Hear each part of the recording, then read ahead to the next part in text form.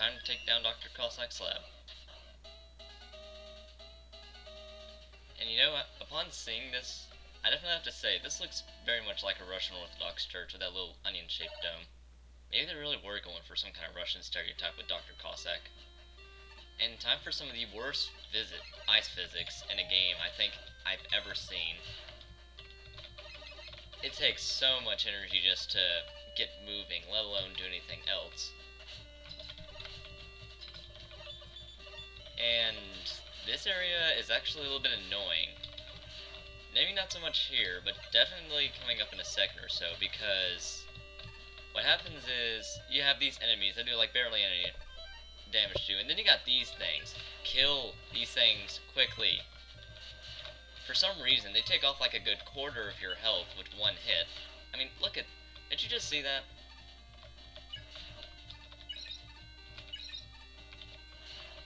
And remember how I said you can get comboed pretty easily in this game? Well, that's a problem with these enemies. Also, Ringman, yay. You can keep it in place. You can send out up to 3 at a time. And they're 8 directional. And I died. Okay, but now that I've gotten that out of the way, time to blast through here again. Because I've decided, you know, at this point, it is not really fun trying to play the game without, as a minimalist. Ooh, dang it, I scrolled off a free life. I mean, come on.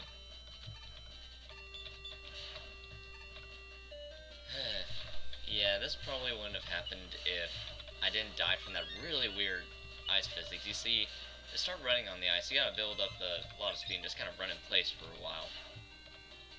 Of course, did I do that? Of course, and then landing, that you just kind of, I just kind of slid off there.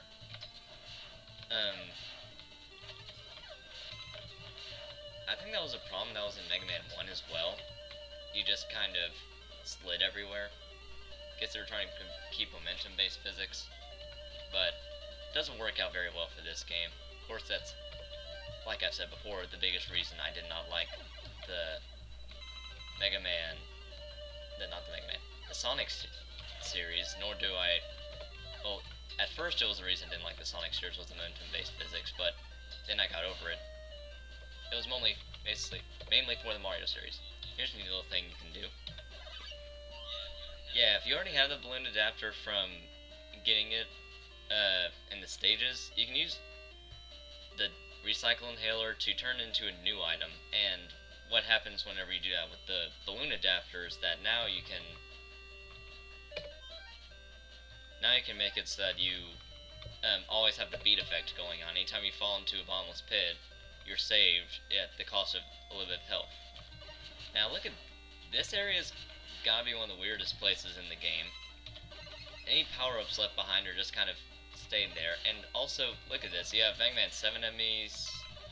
You have pretty much every flying enemy in all the games, including Mega Man 8. How the heck they got the Tengus, I do not know. And you also got these guys. I really don't like those guys. Of course, I never really liked Mega Man 1 to begin with. I mean, I'll give it a little bit of slack because it was the first game, and there's not too much you can do about it. But really, could I really have killed them to make that a little bit better? I mean, the biggest thing was you could die too easily in that game because, well, the problem I've had with Mega Man games just in general is that it seems like all the newer Mega Man games make it freaking impossible to get health. I mean, holy cow when it comes to getting health in some of these games.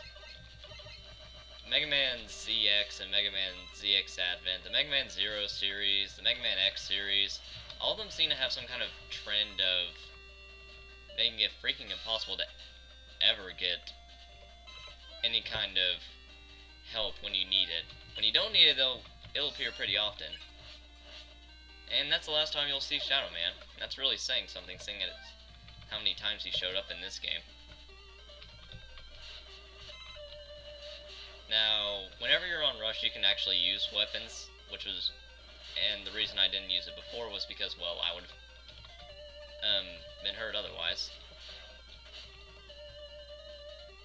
since Pharaoh's shotgun has such a low cost, it's a pretty good option for this section.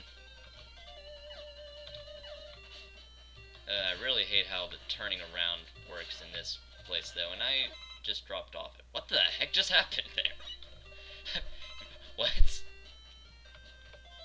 Alright, but the nice thing is, if you die here, you just go over here, and you can skip that first section and just jump onto Rush immediately. Yeah, jumping on this place is very tricky, because you gotta completely jump around. It's almost as oddly designed as the... What the heck was that zone called in Sonic 2? I mean, I just played that. Come on, people. You would think I could remember that. Wow.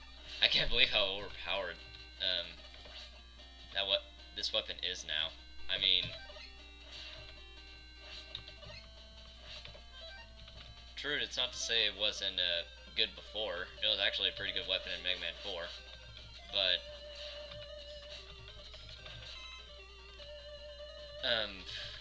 he really made it overpowered here. Everything dies to in like one hit, and since you send out 5 of them, that's pretty good. The only thing I can really see as a problem with the weapon is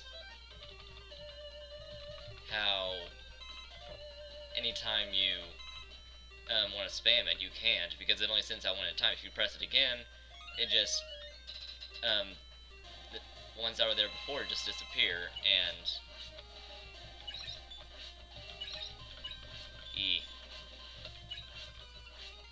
Same thing goes with the dive missile, but that still is pretty spammable. Although right now it's doing jack squat against this thing.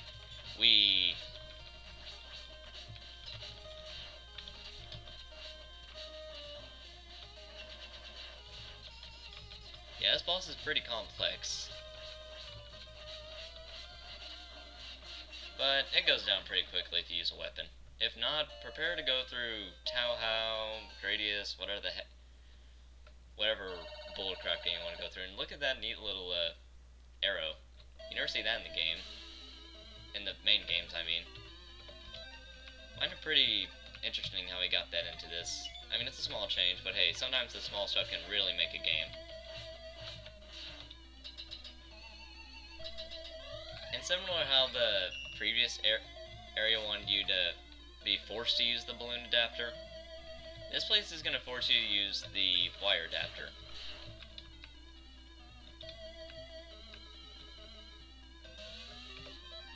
Now, this is a freaking huge room. I mean, look at this. This is where spamming the wire is a pretty good idea.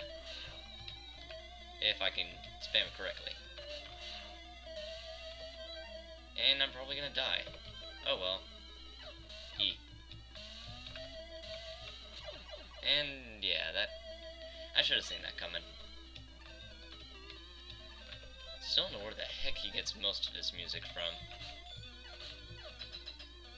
I mean, that's actually how I first got into this game, was I heard how good the boss music was, which was something from Fire Emblem? Like Off to War, whatever the heck that song's name is.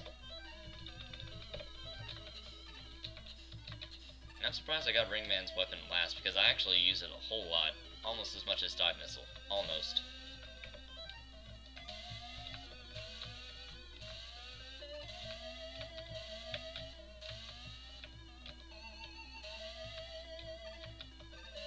And I love breaking the game with the wire.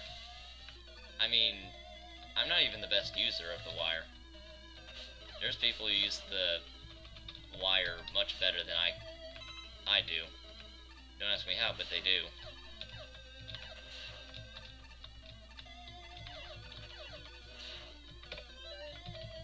It's like they can hold the wire in place, and I've never really seen a way to do that.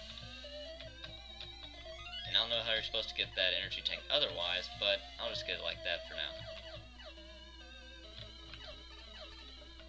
Yeah, I can imagine that place wouldn't be fun to go through without the wire. Of course, I've always seen some kind of run where the person gets the wire. So I've seen the wire's location pretty much immediately upon playing the game. And that seems to be a weird thing I've noticed. People don't seem to want to use any kind of help or anything.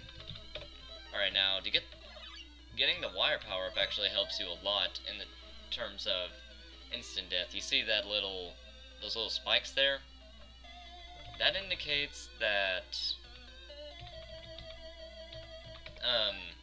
if you get hit by spikes, instead of dying instantly, you instead get this weird little thing where your health is dropped down to 1 instead of instant death. And speaking of that little climb upwards, that took me so long to figure out because the wire weapon is so oddball.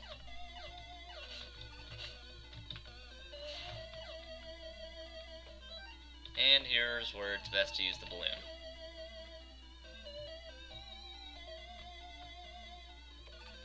Oh, hey, look, another gigantic room. I mean, good grief, look at the size of this room. It's almost Mega Man X-ish. You know, speaking of Mega Man X, actually, something I've really been wanting to say about it is that it's not so much that I hate the games. I mean, they are fun games to play, but its focus is a little bit odd for me. I'm actually a little bit more appreciative of the game series now because I've seen more reviews and I know a little bit more of why everyone likes the game so much. Because before I was thinking, like, why do people like this game? Because if there's one thing that's true about the X series, upon seeing How to Beast playthrough, minimalist playthroughs, is that Mega Man X is not the place to go if you are a minimalist and challenge yourself by getting the least amount of items. Because trust me, that series will eat you alive if you try and do that. And since I'm not one of the exploratory type, I pretty much always use some kind of guide or walkthrough to help me with something I don't know. I just don't find the X series too much fun because I have to get every item to survive, and I don't like that because then I have to use some kind of guide or walkthrough, and it's trouble finding a good one, and then there's the whole guilt of I'm using a guide or walkthrough. So it's not to say that I dislike the games. I've played a good portion of them up to Mega Man X6, which was and I mentioned before how I liked X5, but I'll have to talk more on that later. In conclusion, the Mega Man X series is a fun series, especially if you're a collector, but, you know, the same reason why I don't like Super Metroid. I would like at least some direction on where the heck to find something. And overall, the game just kind of lost replay value for me. Now, Spark Manbo is the best thing to do here. Because you only have to hit it like twice for it to get rid of that first form. And I don't really want to waste my last life. Yeah, the main reason I had to redo the last segment was that first off, I did horrible commentary. It was all live, and it was bleh. And I did a lot better doing this live this time. Now, I think Dive Missile is best here.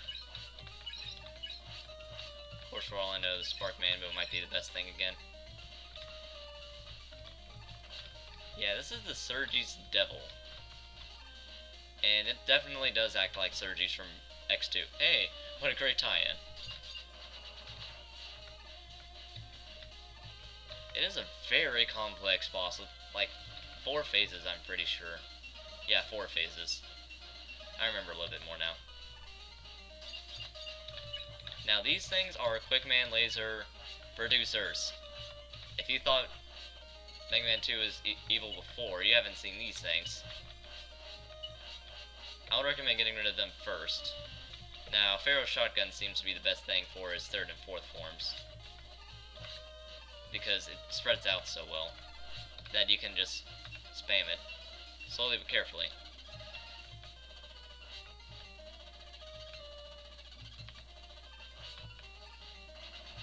Now, get over to the left too, because that's gonna happen.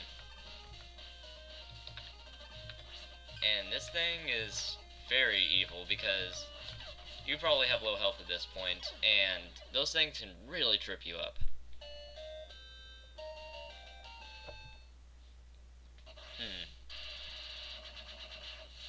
I'm gonna check my time, but I'm pretty sure I'm out of time here. I don't want to make you watch like a 30-minute segment. Ooh, new little effect here with the Mega Man 2 water.